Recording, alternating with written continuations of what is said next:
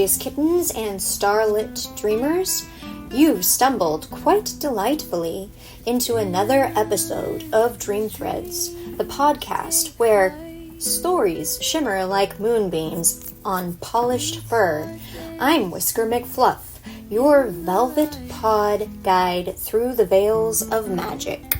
And I'm Pawsley T. Perkins, snacker of stardust pastries and accidental collector of cursed trinkets. Whisker, I want to live in the Moonveil Market forever.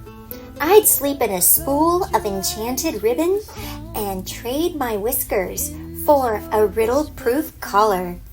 This chapter, Fluffballs, was pure enchantment. Saraphina and Zephyr arrive at the Moonveil Market, a place where time skips rope and memories are currency, and the stars themselves shop for new constellations.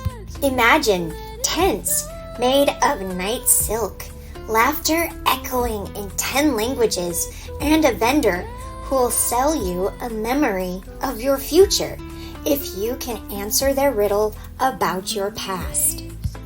Saraphina barters a sliver of a childhood memory, one where she flew with wings of lavender smoke in exchange for a potion vial shaped like a phoenix tear.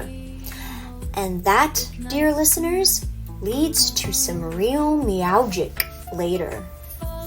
Meanwhile, Zephyr, well, let's just say he's not good at riddles.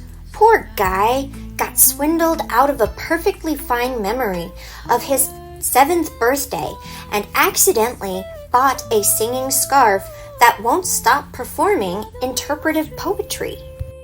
I loved that scarf. Oh, Zephyr, you brooding moonbeam, your sadness drips like a soggy omelet. Mwah, chef's kiss.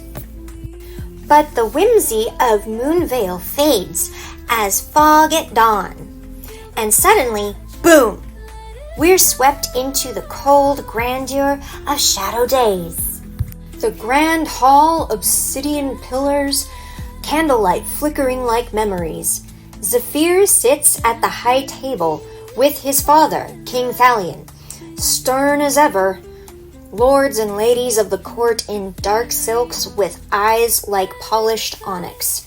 All shadows, no fluff. Zephyr sat there, his dark hair falling in waves around his angular face, lost in thought. And what thoughts? Why was it that the mere thought of Saraphina caused his heart to quicken? His kitty heart is in danger, Whisker. Oh, it gets better. He remembers her laughter, floating like music through the meadow of enchantment, her dancing among petals, leaving behind trails of stardust, a forbidden melody echoing through his chest like a purring too loud in a silent room. Then, boom! Thalion's voice like thunder in the stillness. The hall goes silent, and everyone stares. What clouds your mind, Zephyr? You seem rather distant this evening. The tension. You could slice it with a claw. Zephyr's caught, wrapped in a thread of emotion he doesn't understand, and definitely doesn't want to explain to a room full of moody shadow nobility. Can we mention about the way Thalion knows? That fatherly intuition wrapped in centuries of command. He sees the storm brewing. He's not just a king. He's a very worried cat dad in disguise. Next time, we journey even deeper. Secrets in the royal vault. Whispers of a rebel threadweaver. And Saraphina learns the truth about the prophecy hidden in the weft of the skies. Will love unravel under pressure, or be stitched tighter by the thunder to come? This has been DreamThreads, your sanctuary of story, sparkles, and slightly suspicious hedgehogs. I'm Pawsley T. Perkins.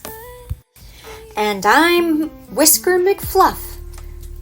Until next time, stay curious, dream brightly, and never trade your best memories for a magical scarf, no matter how poetic it is.